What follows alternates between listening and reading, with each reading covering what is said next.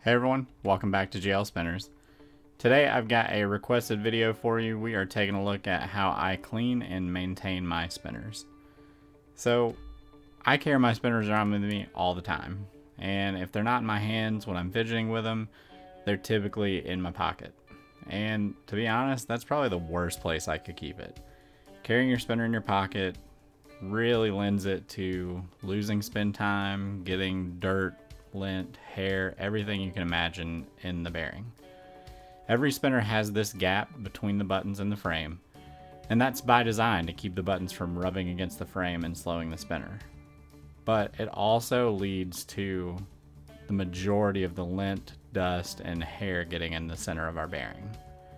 So in this video, I'm going to demonstrate how to disassemble your spinner for cleaning, remove all the grit and dirt, and hopefully smooth out your spin, and more than likely increase your spin time. So the spinner that I'm using for this is the Zencel. I purchased this from Fidget HQ. I haven't done a video other than the spin test for it, but I'm really enjoying it, and it's a great spinner. One of the reasons I like it though is it's got some pretty standard options that actually help to demo this process, and it makes the cleaning easy. So on the majority of metal spinners, the buttons are threaded. They're easy to take off, just simply hold one side tight and then spin the other side counterclockwise. Pretty standard, no problem. Once the buttons are off, you'll notice though on one side the bearing rests against the frame, like on this side.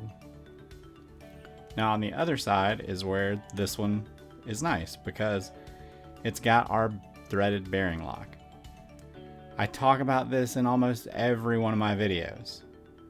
This makes it so easy to remove the bearing, and that way you don't have to rinse and dry your entire spinner. I can simply take the bearing out and clean that. But before we start that process, let me show you one easy fix. If you have access to canned air, right now you might be able to resolve your issue. Simply blowing your bearing a little bit with some short bursts of canned air can sometimes fix the bearing here. But you do want to be careful. You can damage your bearing if you overspin it. So be sure when you're hitting it with canned air to use light, quick bursts of air. This can blow out a lot of lint and debris, and that might be what's causing your bearing to slow down or jam. After you blow it out, give it a couple of quick spins. If the feel and spin of it's improved, at this point, simply put your buttons back on and you're done. In this case, because I'm demoing the full clean, I'm going to go ahead and show you how to keep going. So let's assume that didn't fix it. The two notches on the bearing lock allow us to unscrew it. A great way to do this is with a quarter. It fits almost perfectly and you simply turn it counterclockwise. Spin it out completely and it'll simply pop right out. So from here our bearing is removable. Mine's pretty loose as I've disassembled this one recently, so it'll fall right out. But if for some reason yours is a little bit tighter, simply press from the other side using like a pen or a pencil and it should come out pretty easy. So now let's go over the full cleaning of the bearing. What are you going to need for this process? First off is a glass container. So I actually grabbed one here from my kitchen. It's small, it's glass, perfect size for this, but you can use pretty much any glass that you have. From there, another thing you're going to need is the bearing itself, obviously, but also isopropyl alcohol.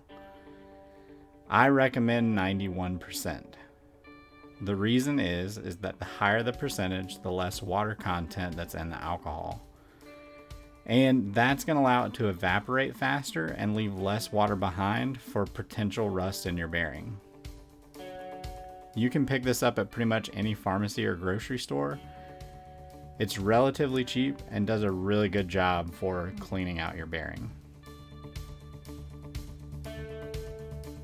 So another item is something to stir the bearing with when it's actually in the alcohol. I've got a small straw here, but you can use almost anything as long as you don't mind it getting wet. And the last item for this demo, I'm going to show you with canned air. I prefer the canned air to blow out the bearing because it's pressurized and it does a quick job of removing any leftover liquid. This is available at most office supply stores in their cleaning sections and is still relatively cheap. And I think it's the best option for the job. But that being said, if you don't have canned air, a hairdryer will work. You do want to make sure that when you're using the hairdryer, use it on the cold/cool setting. That way you're not blowing hot air on the bearing or your fingers for that matter.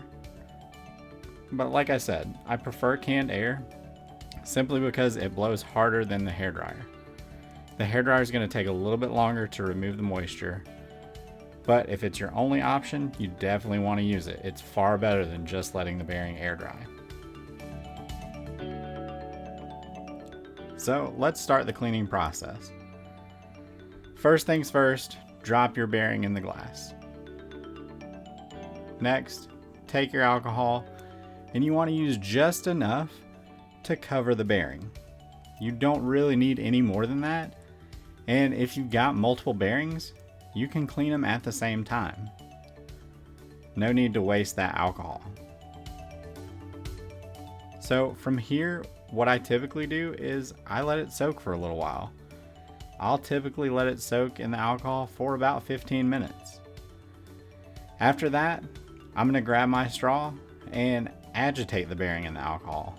I'm going to simply stir it around. This is going to help get any stubborn lint or dust out of the bearing, cleans in between the balls of the bearing, and I'm just going to do this for a couple of minutes.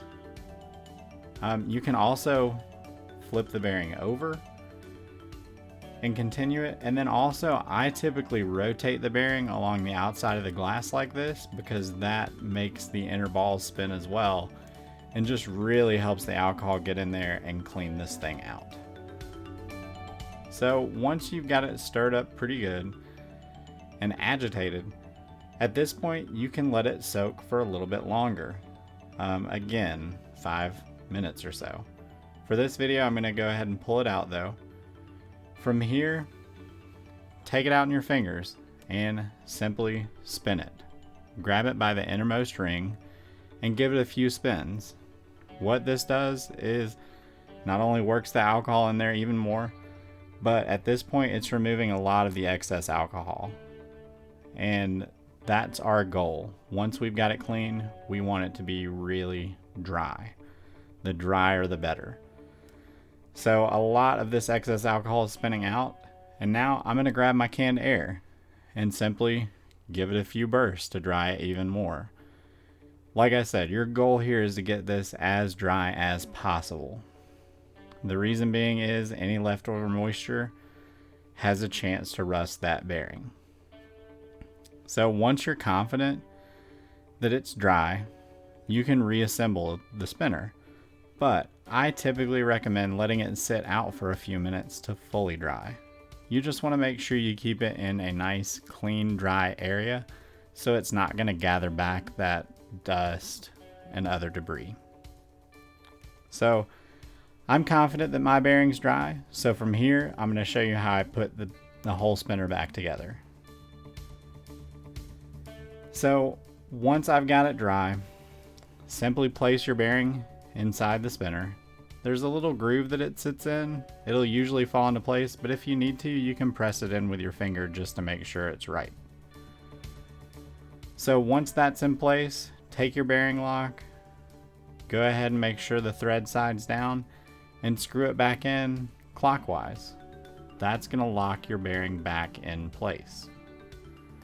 I usually only do this until it's finger tight, and then I simply take my fingernail and actually, hold one of the notches and just give it one last little tighten. Once I'm done with that, I simply put the buttons back on.